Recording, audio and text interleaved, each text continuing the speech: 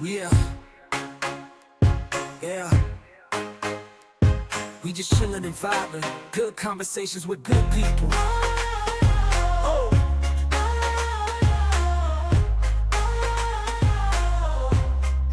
good conversations with good people. Yeah, yeah.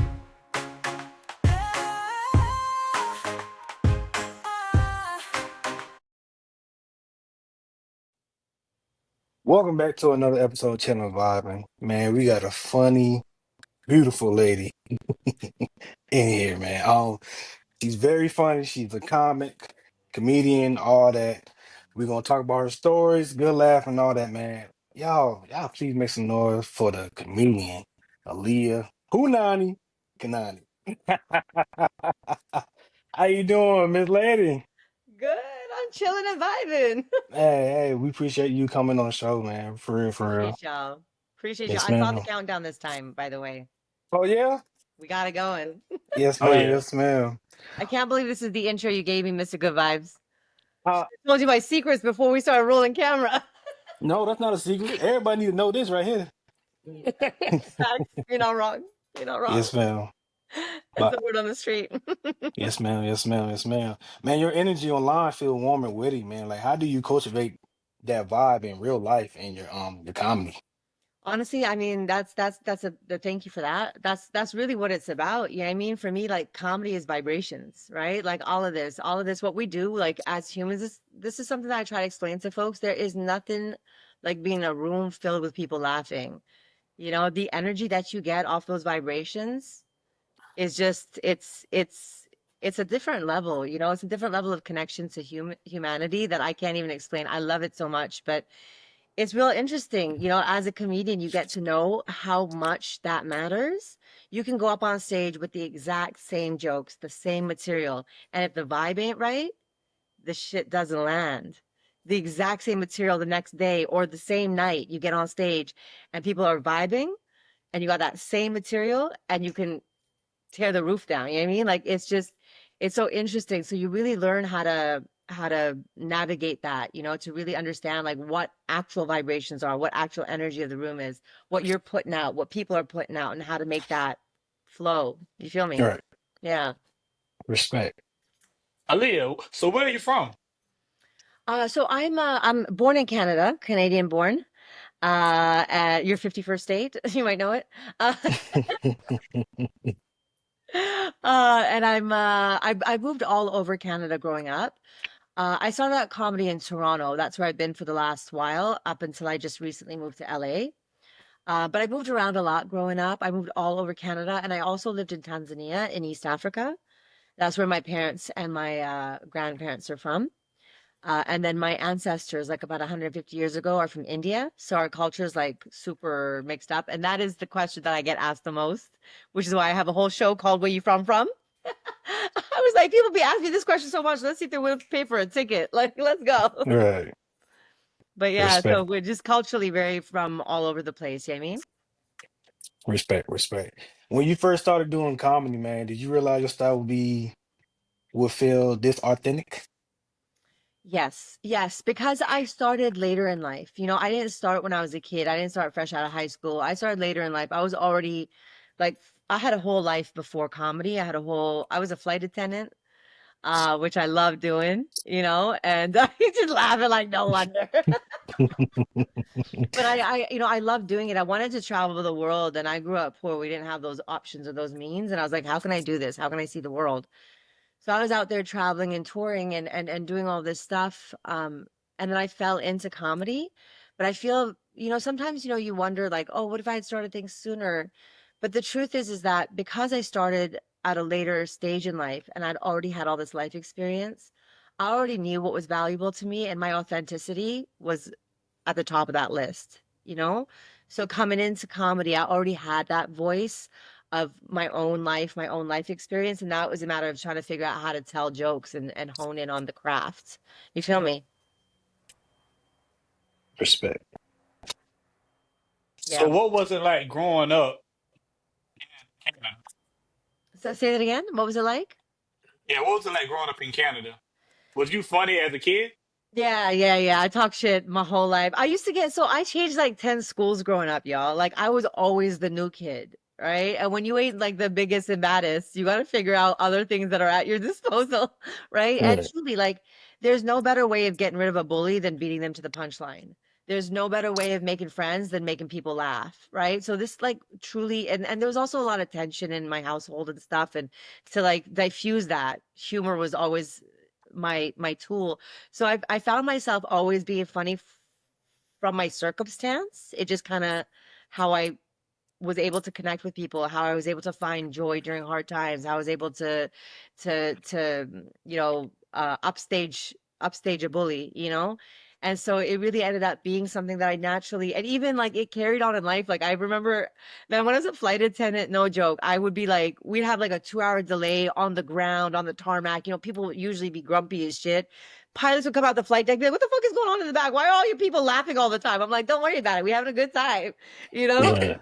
And this was before I was ever a flight attendant. I just liked making people laugh because it feels good. Yeah, I mean, it feels good. Everybody laughing, Hmm. we all having a good time. And also culturally, culturally, I grew up like that. My cousins are all funny. Yeah, I mean, we all sit around and talk shit. We all make fun of each other. We all talk shit. I hung out with a lot of my cousins that were older than me as well. So I would like hear them talking shit and I try to like join in when I had no idea what was going on. You know what I mean? So Right. I think it was really circumstantial that I just was sort of funny my whole life. But truthfully, like, we talk about like representation and all this stuff, like how important it is to share different stories. But it's also like just important to see different versions of yourself. I think one of the reasons I never even thought about doing comedy when I was younger is because it never occurred to me. Like, I'd never seen anybody like me doing this. So it wasn't like an option in my brain. You feel me? Right. Right? So it was like I was funny my whole life, but I didn't know that I could be a comedian. And then I was like, wait a minute, I could get paid for this? Okay, let's go. I've been doing this for free this whole time. Respect. Respect. Now, the Kanani Punani story. He couldn't wait. Where? So he's like, I'm gonna ease into it. I'm gonna let her tell two things about the Yeah. I life want to know doing, because I about need to that. know. I Nah. need some answer. He was for context for the listeners. He was asking me how to pronounce my name. He's like, "Is it Kanani?" And I was like, "Kanani, like Punani." And then these guys were just like, "This is gonna be a fun podcast." Yeah, that was a nickname. That was a nickname in high school. You could see like first day of class, they're taking attendance. I mean, it's really easy for kids to find ways to pick on the new kid, and it was like handed to them on a silver platter, like, here you go, have some punani. You know what I mean? Like, it was actually there's a longer version. So I talk about this on stage. I talk about how I used to get made fun of a lot growing up, and it's a fun bit. But what ended up happening, like in Toronto, my city, every now and then people be recognizing me, every now and then. And a couple of times it's happened where I'm like walking down the street, just like going to the grocery store, and somebody's like, "Yo, Punani!" And I'm like, "Oh, God, what is that? What have I done? You know, Punani. what have I created?" Um, but the full story. So when I lived in Tanzania, which is in East Africa, I moved there when I was 14 for the first time, and I didn't speak a breath of Swahili when I moved there. And I went to this school. The teacher that was my math teacher, he also didn't, he was new to the school, didn't speak any Swahili. And he kept mispronouncing my name. He kept saying Alaya Kanani. And I'd be like, it's Aliya, you know? And this happened for 2 weeks. Every day I'd go to math class and he'd be like, Alaya Kanani. And I'd be like, it's Aliya. And the kids would laugh every time he would say my name wrong. And I thought they were just laughing because he was saying my name wrong. But he was calling me Alaya Kanani. And it turns out that in Swahili, Malaya means prostitute. So it was Malaya Punani was this like nickname that was circling around the school for the first 2 weeks I was there. And then I found out who did it. And I approached him in the canteen in front of everybody. I was like, I heard you picking on me. I'm like, you just mad because your dick's small? And like people were like, oh, because you're 14, you talk about somebody's dick. Nobody does that. But I had been growing up around all my older guy cousins who were talking shit to each other like that. So I was just spitting out what I had heard them say. You know what I mean? I All right. started saying things like, I remember that day. I was like, oh, from that hip hop song, my cousins would say it all the time. So I just started spitting this shit. I didn't even know what I was saying. I'm like, I'm gonna feed you asshole clothes and I'm gonna sew your asshole clothes and feed you X-Lax, like fucking shit like this. I'm like, what is You talking about Wu-Tang, huh? whoa, right? So I'm like, all this stuff, and everybody's like, oh, and they were like, yo, don't mess with Kanani. She talk quick, and I'm like, yeah, it's hot quick, yeah, it's hot quick. But Girl, listen to Wu-Tang. probably the worst nickname. Kanani Punani wasn't as bad as Malaya Punani. That was a. Ain't nothing wrong with Punani. I know. No, I'm friends with all those bullies now. You see? Respect, respect. Bet you are. Their I know names you are like. Roberto Rigoni and Khalid Kambuga. Used to make fun of me, boys. Y'all out there, I know. I should tell them to watch this podcast. I'm calling them out. Call him out. That's why I ain't getting no Punani now. I just playing, y'all. I just playing. Y'all fuck that. Y'all fuck that. So, Aliya, who are your top three comedians? Don't do me like that. That's such a tough question. That is such a tough question. Obviously, I'm gonna put myself on that. Nowhere near the comedian I want to be, for the record. I got a lot of work to go to where I want to be. But you gotta bet for yourself, man. I know what I'm doing, and I really want to use my comedy to, you know, talk about real shit and spread joy. It can be done at the same time. You know what I mean? But my top, I mean, look, some people will roll their eyes, but Dave Chappelle is a legend. I mean, this man, I feel like I'm very attracted to his style of comedy because he's a truth teller, right? And I think that, Right. I've heard people say things like, we no longer have philosophers, comedians are taking the place, right? Because who really discusses like thought the way that comedians do, which I think is beautiful, right? And really like a very high thing to try to work towards and live up to. But when I look at somebody like Dave, I'm like, the ability to take such important social happenings, and things that are so difficult to digest, and then packaging them in comedy and allowing ourselves the space to laugh about it allows us to actually take in different perspectives. So I think that's super powerful. I really admire the work that he does. Um, Top three, and then there are so many comedians that I think are, and even like obscure comedians that, people wouldn't know that I've seen that I'm like, yo, you got something, you know what I mean? Mhm. I just recently got to open on a show in Dallas for this comedian Aparna Naturella, and not I didn't say her name right, but she is a brilliant comedian, and I was just Mhm. watching her on stage, and I'm like, damn, like I got work to do you know like All it's right. really, and again, she speaks a lot of truth, right? And for me, like that's my goal, is like in life in general, speak truth to power, right? So when I can Mhm. do that in my comedy, when I see people doing that in their comedy, that's really what attracts me the most. It's not necessarily like the funniest motherfucker I've ever seen, but it's like the people that are using comedy to be able to talk real shit and bring perspective and share that to their communities and beyond. I think that's really, yeah. Respect, respect. How do you balance making people laugh and making them feel something? Honestly, it's a tough balance. It's not. I would say like it's a lot easier for me to write a dick joke than it is to write a joke about racism. You know what I mean? Mhm. But the truth is that that's where you find the balance. Like, we call it sandwiching, right? Like you put something in that makes people laugh, and you put something in that makes people think, and then you put something in that, and it's like it is a really fine balance. I feel like, the closer to home it is, sometimes it ends up being more of a struggle because your feelings yourself as a person get involved, right? And then that's where the vibrations come in. That's where you're supposed to be able to say something without like necessarily feeling like you're preaching. You feel me? And so sometimes it just takes working it out. It just takes working out. There have been jokes that I've been doing before where I'm like, it's not landing, but it's important to me and I want to say it. And that's where like the skill set of, joke writing and understanding like how energy flows and knowing where you need to add a punch to like be able to like lighten and levity, right? Because comedy is all about like pressure release, right? Right. Mhm. And I talk about this on stage. I have this bit that I do where I'm like, I talk about how like my ex used to he was mixed race. And but when he didn't have a tan, because he was like black and white, let's just keep it simple. But when he didn't have a tan, he looked Caucasian, and then as soon as he had a tan, he looked like Latino or Arab. And I'm like, the joke is long, but basically the end of the punch is I was like, in the summertime, I get seasonal allergies, and he gets seasonal racism. And you hear people's like uncomfortability with that laugh because it's so real.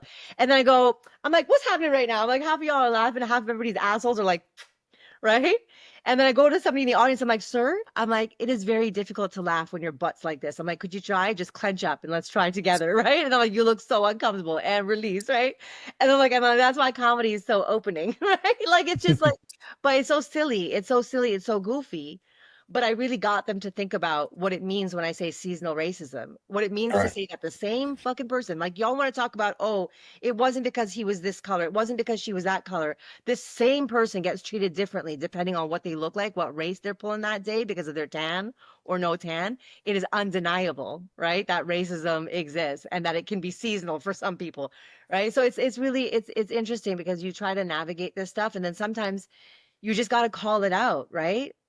You got to Mhm. call it out, the tension in the room. So like really when we talk about pressure release, even to the point of like saying like, yeah, I know some of y'all got uncomfortable because I said the word racism, right? And then Mhm. that pressure builds and then you go and release and then they go, oh, you know?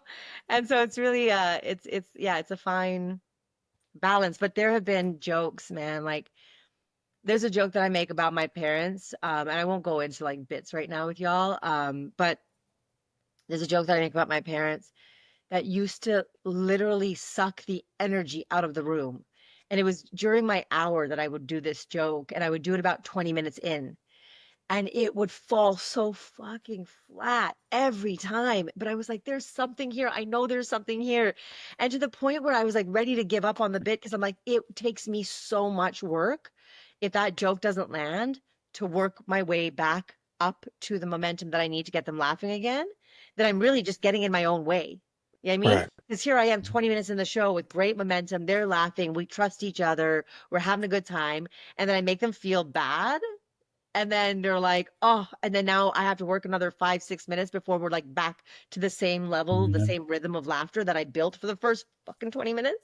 And I'm like, why am I doing this? But I'm like, because it's so juicy. And now it's one of my best jokes.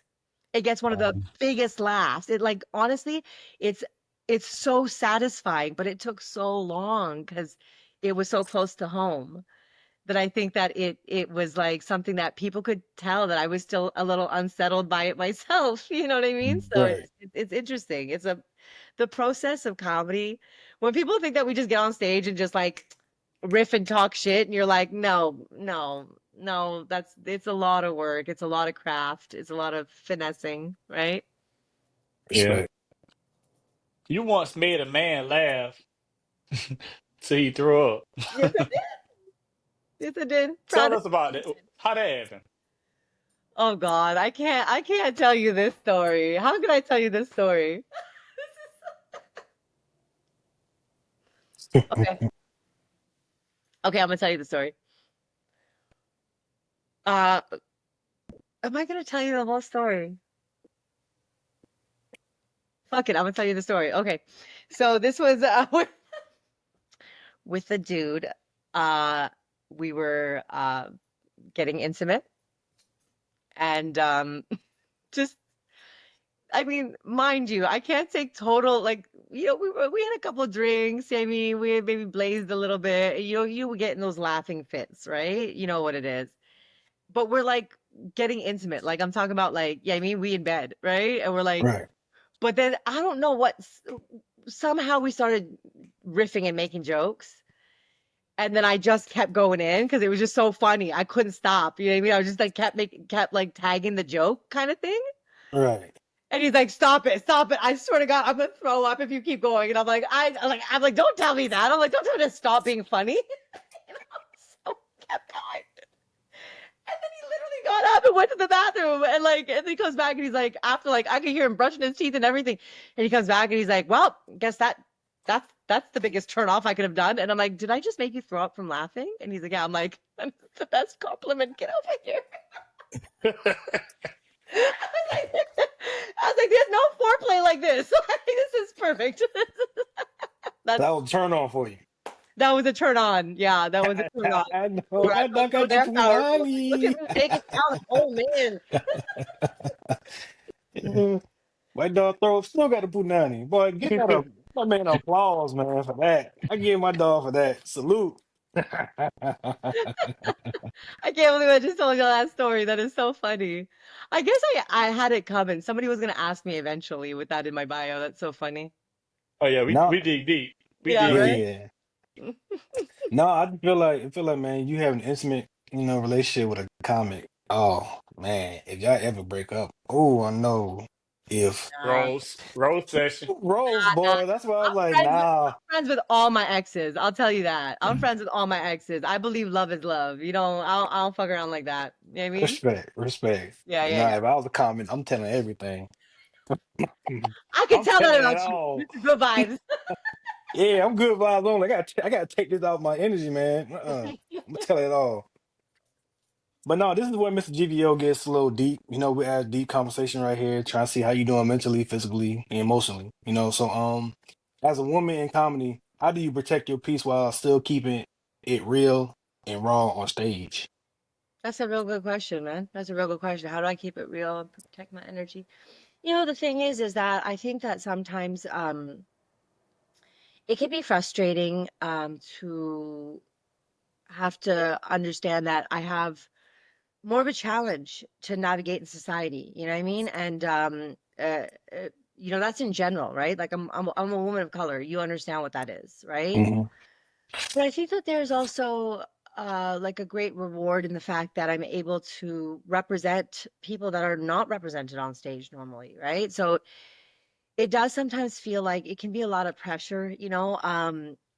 For example, like, a lot of times I'll get on stage and I might be the only woman on the lineup or the only person of color or both. And if the show goes well, when the show goes well, which mashallah usually, right? Then it's like fantastic. You know what I mean? Fantastic. That's awesome. Like I got to rep my people. I came out strong, whatever, da da da. And then people they gravitate towards me. I don't have to be the funniest person on the lineup for there to be a lineup of people that want to talk to me after the show. Because there's a uniqueness about me, right? And there's something that's very authentic in what I'm doing that they connect in a sense, like they almost like feel like we're friends now. You know what I mean? They feel like that real deep connection, which is dope, and I love that. But on the flip side, if I'm having a bad night or I'm trying a new bit that don't land or whatever it is, or if it's just not the vibe, it feels like the weight of the world, you know what I mean? Because you're like, now people are gonna be walking away saying, yeah, women aren't funny, or like, oh yeah, she probably just got put on because they needed a person of color on that lineup. And you're like, fuck, like you just feel such a huge weight, you know? But I try to really like when I first started doing comedy, I really felt that pressure. And now I try to remind myself that I'm the only one putting that pressure on myself and that I can choose how I see this reality and this is not needed. And anybody who actually thinks that way, like that's on them. I can't control that, right? But I need to choose how I'm going to allow myself to receive that kind of energy. But it's Hmm. it's a real thing. Like, if a dude walks on stage, especially like certain types of guys that will walk on stage and you can see the difference in the way the audience receives them. They go, oh man, I bet he's funny. You know what I mean? Because he looked like a good time. And then, when someone like me walks on stage, when a woman walks on stage, you can see the difference in the way that the audience is right away energetically, where they're like, I hope she's funny. You know what I mean? And so now my job is that much harder because I got to get them out of this to this. And that's a real thing, and that's a real thing. And it's not me like playing the tiniest little violin in the world because I know I got a lot of things going for me. I got a Right. lot of things going for me in that sense. But there is also that real challenge. And I've had this conversation with a lot of comedians that would agree that there is that real challenge that, when I get up on stage, I gotta prove my value right away. You know? There's not Hmm. just like the trust in the process that, oh, if she's booked on this, she must be funny. So there's that, and I think that's very relatable to people in a lot of different walks of life, not just in comedy.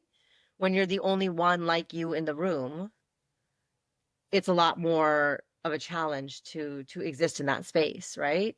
But Right. Hmm. that said, you're also got that edge of being unique, of being different. So if you learn to hone in on that, that's also, where and then the other, I guess, the other challenges is just being in the industry, right? Like, I think that sometimes yesterday I was joking around about so there was a few celebs at Laugh Factory that I got to meet and stuff. I'm not gonna like name drop because I don't think that's necessary, but there's a few celebs that I got to meet and hang out with. But I was talking to somebody on the sidelines earlier, and I'm like, I feel so damn awkward because I know I can feel the biggest smile on my face right now as I'm looking at them because I'm excited. You know what I mean? And he's like, yeah, I Right. see your wide eyes, and I'm like, my eyes are always wide. Fucking relax, okay? Like this is how I was born, right? And I was like, and he's like, just keep looking over and then like just smile, just be cool. And I'm like, no, but you don't understand. I'm like, if I look over and smile, looking like me, standing here, being like, you know what I mean? Like that's a whole different energy coming from a dude than it is from a woman looking at a man. Now they're gonna think I might be like after something. And like half the time when people see me in these, they don't assume I'm a comedian. Even when I'm in the green room filled with comedians, they're like, oh, so who you here with? And I'm like, I'm a comic. They assume that I'm like one of the guys' girls or something, right? Right. Or if I'm too friendly, then they're gonna be like more interested in my this than they are in my funny, right? So there's that challenge as well as like existing in a woman like yesterday in the green room at one point at the Laugh Factory, I was the only woman in that room, and I'm like, that's something. I mean? That does Right. feel like a little bit of an intimidating thing, even though I rock with a bunch of men. This is a bunch of men I don't know, right? And I'm in the room there and they're just looking at me like, is she a waitress? Like, is she here to take our drink order? And I'm like, nah, I talk shit too. Hi, I talk Right. shit. I'm funny. So but that said, there's huge benefits as well. I feel like I tell people this all the time. So I'm not very good at social media, or I'm working on it, I should say. Give myself a little, I'm trying to figure this out on these streets, but it's just not been something that I vibed with. I'm a real in-person kind of person. So I've never really used social media as a tool. But I always say that I have a small but mighty following because when people vibe with me, they really fucking vibe with me. They like ride or die vibe with me? So when I put out a shout out to my community, I go, yo, y'all, I'm in Houston. I don't know anybody here. I got a show going on. Please tell all your people if you know anybody, your cousin, your baby mama, your ex-boyfriend, like tell everybody to come out and see me. And people actually do put in the effort.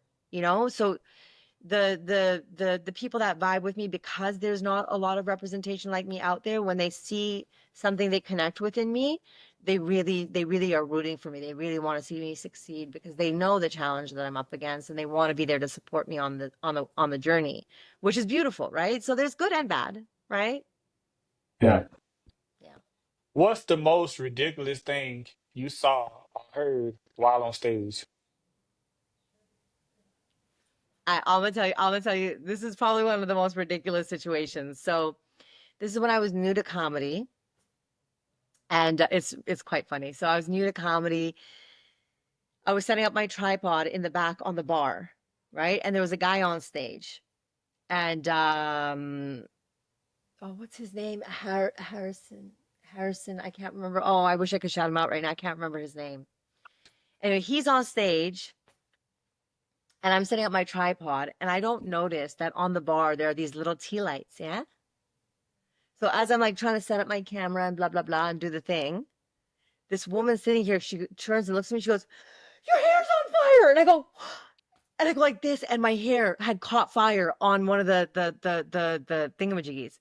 And so I go like this, and a chunk of my hair comes out, and I'm like, and I'm literally about to get on stage.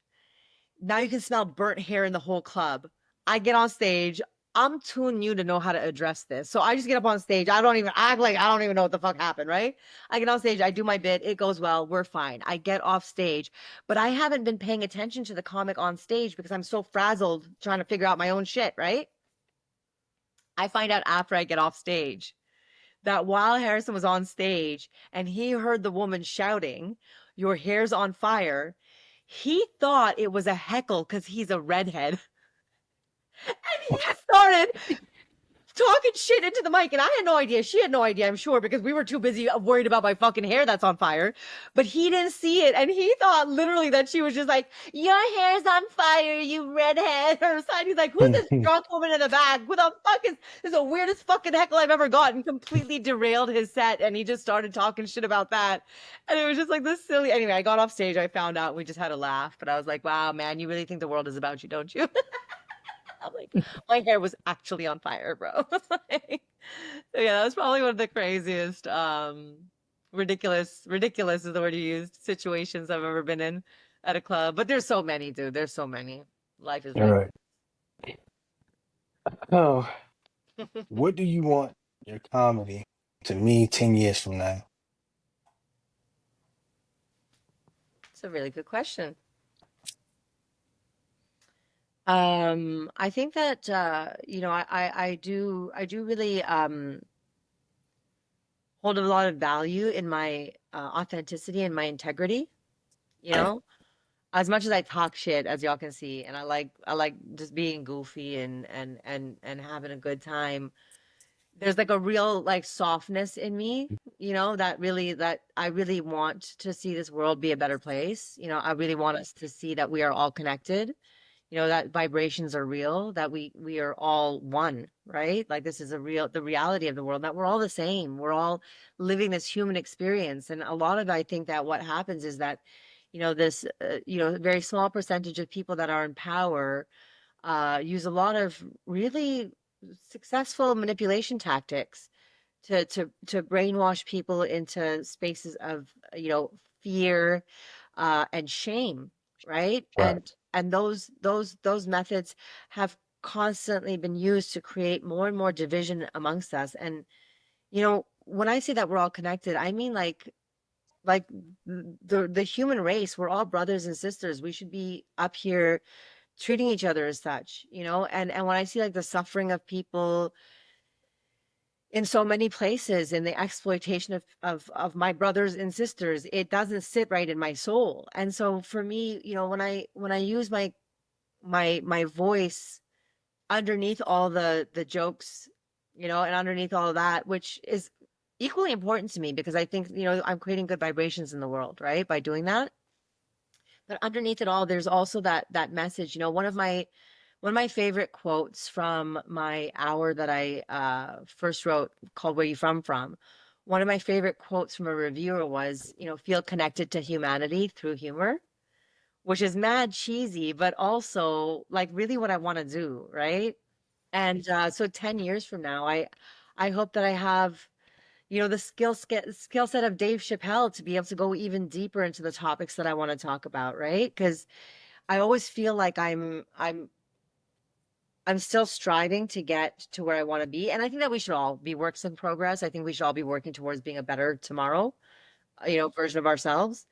But when I look up at the greats and I go, there's a lot of stuff that I want to talk about, like capitalism and my anti-capitalist agenda, you know, but I'm still working on the skill set to be able to make people comfortable enough to laugh about it, because that is one of the most sensitive things you can talk about is money. You know what I mean? And so like, yeah, I think yeah, to go back to answer your question, I think that for me, really, I want to be able to have that kind of impact in our world, to be able to talk about um to be the voice of like the people. You know what I mean? To be able to use that to empower other people to speak their truth, to stay authentic to who they are, to really think about what they value in life and reevaluate their value systems, and understand that all of this like manipulation that's coming in is not to benefit us. That we don't need all this stuff. That we need to be able to connect to human beings, and to be able to share vibrations, and to be able to, you know, um, be kind to our neighbors, and like really like, and beyond, and make sure that the people that are our caretakers, that are taking care of us on the other side of the world, by creating all the stuff that we get to consume and use, are also taken care of, that their lives are seen as equally valuable to ours, right? So that's like Mhm. my underneath all of the shit talk, what I really try to get at And so I hope to just get better at that, and 10 years from now, I hope to be able to just continue to be able to hone in on my craft, to be able to get even more into those heavier topics, like my first show, Where You From, I used my own story, right, about my own identity to be able to talk about the connection that we have in the world, Right. how we're all the same when we take the labels away. Like everybody feel happy, everybody feels sad, everybody wants to have a laugh, everybody wants to be in love, everybody wants to be loved by, um, and to feel safe and all of these things. And so when I talk about taking away those labels, I make sure to talk about all the labels, right? And how they impact me.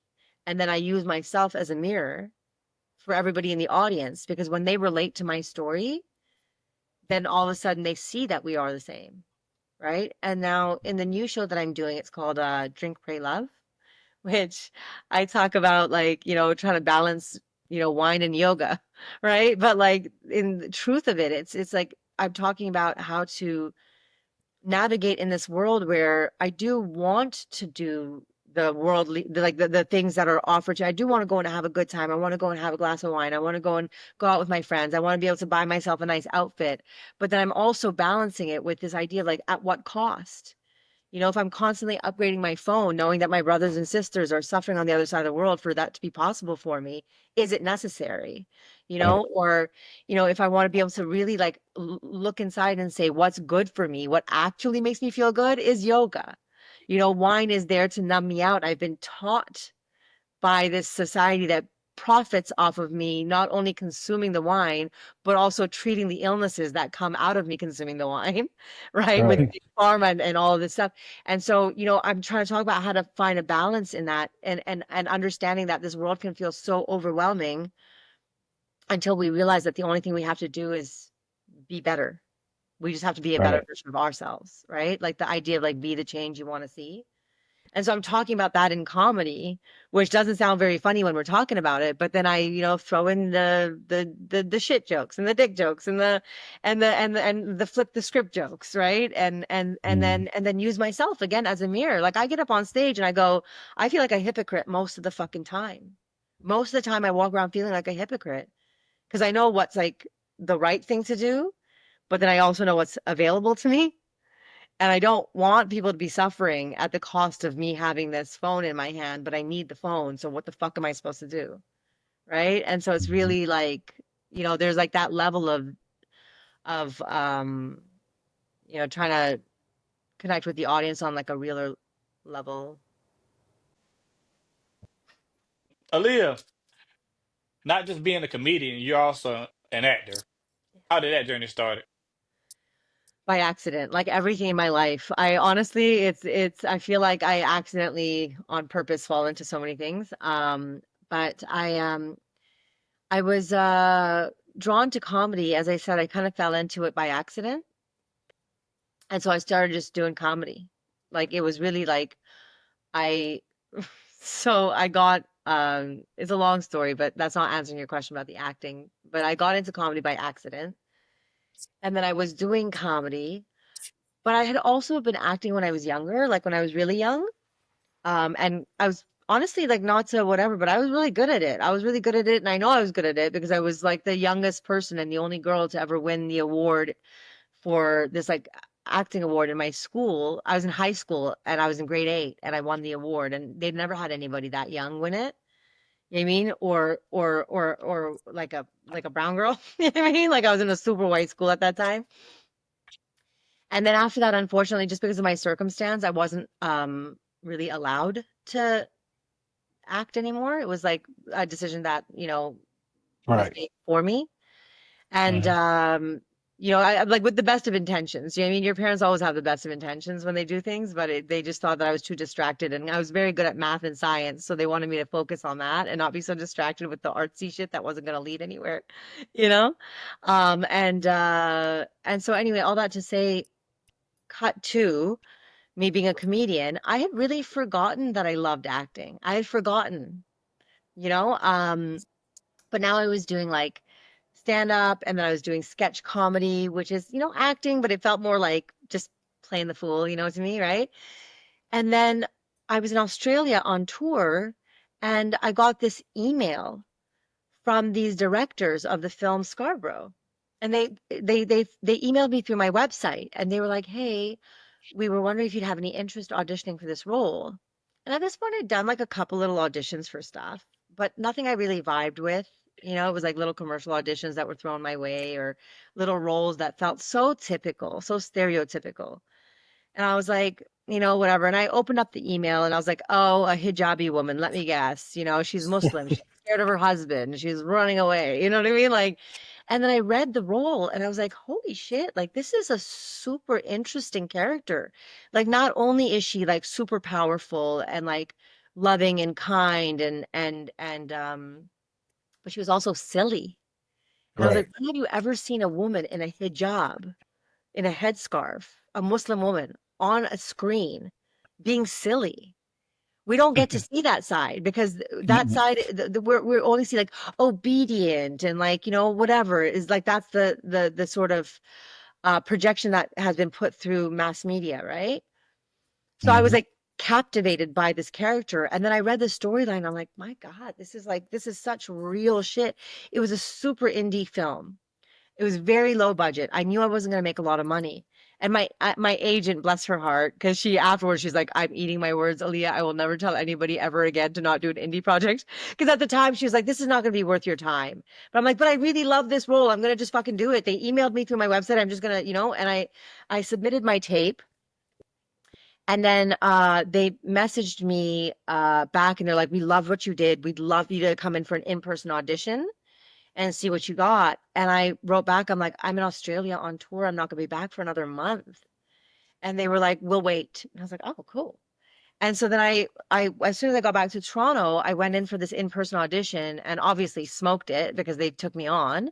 And they later told me, they said, we were sitting down and we were just like banging our heads on the walls going, how are we going to find the right person? Because they had done a bunch of auditioning and they just didn't find the right person. They were like, we wanted somebody, obviously the character is very warm and very loving, but they're like, but we also want somebody who like really has like a certain level of confidence, like can lead a room, because essentially that's what the character is Right. doing. It's like leading the room.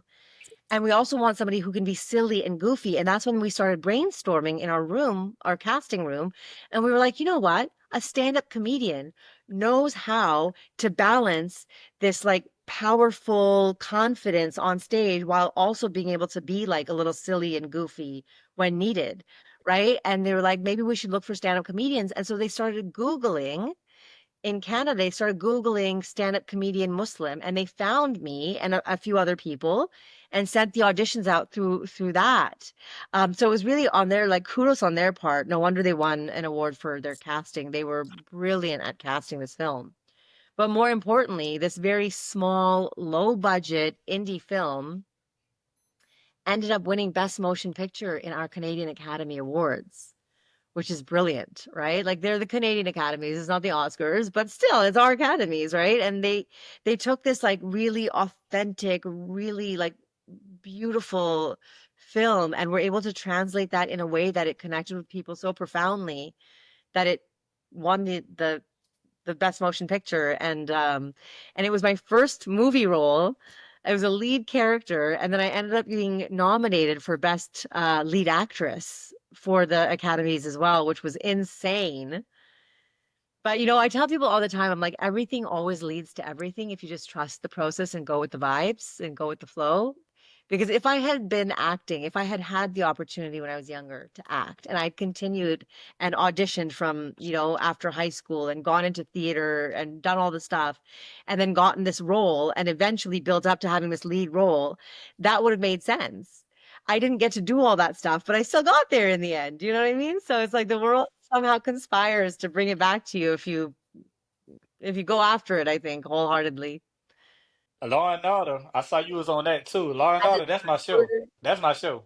Yeah, is that right? Yeah, yeah, yeah. I was like, I think that like I felt very cool about doing that, but I've also like I feel like had so many like in such a short time that I've been acting, I've had so many opportunities to do some really great shit. Like I got to do Law and Order. I got to do another indie film that actually made quite a big impact called Concrete Valley, which so we have the TIFF, which is the Toronto International Film Festival, which is one of the biggest film festivals in the world. And it's Hmm. an excellent festival. Like a bunch of big A-list celebrities come out there for it. And I got to be in that festival 3 years in a row. So first with my film Scarborough, and then with the film Concrete Valley, and then with the film Seven Veils, which I did with Amanda Seyfried. She's a very famous actress. I'm sure if you saw a photo of her, you'd recognize her. She was Hmm. in Mamma Mia. She was in in Mean Girls, the one that could Hmm. tell that it was raining from her boobs. And she was in Ted. She was in The Drop, which is like a TV series she won a bunch of awards for as well. Anyway, I got to act alongside with her and this like brilliant director, Adam Agoyan. So it's been really like a very fruitful, pursuit so far in terms of like the opportunities that I've had have been really like I feel so blessed. I feel very, very lucky to have worked with so many incredible people. I'm excited to see what's next. I'm in LA. I know everybody's saying now like it's the worst time to be in LA. Hollywood is dead, writer rooms are dead, there's no auditions. But I feel very lucky that I still get to do my comedy and tour while I wait for the industry to come back alive, Hmm. and then we'll see, inshallah, things will pick up and your girl will be, on a screen somewhere near you soon, you know. Well, Leah, if somebody would want to follow you, how could they do that? So they can find me on Instagram. My Instagram is just my name, so exactly what you're seeing on the screen, Aliya Kanani, all one word. Is my IG. And that's also my TikTok, which I don't use currently, but I have got somebody who's going to be working on my social media. So stay tuned. You can find me on there. And I'm going to be starting a YouTube channel. All this stuff is going to be starting up in the next coming months. As I said, I just got a social media strategist, somebody who understands how to use these phones that don't have buttons. You know, I'm like, my old ass is like, I don't want to do this. But I found some young gun who's excited and she's dope. And I think she really sits aligned with my vision. So she's gonna help me out with that. So yeah, Aliya Kanani, just you can Google me and find all my shit. Well, Leah, we appreciate you for coming to chill and vibe. But Appreciate before you. we go, let everybody know what we doing. We out here chilling and vibing. Appreciate you. Thank you so Hey, much, y'all. mama. Thanks for having me.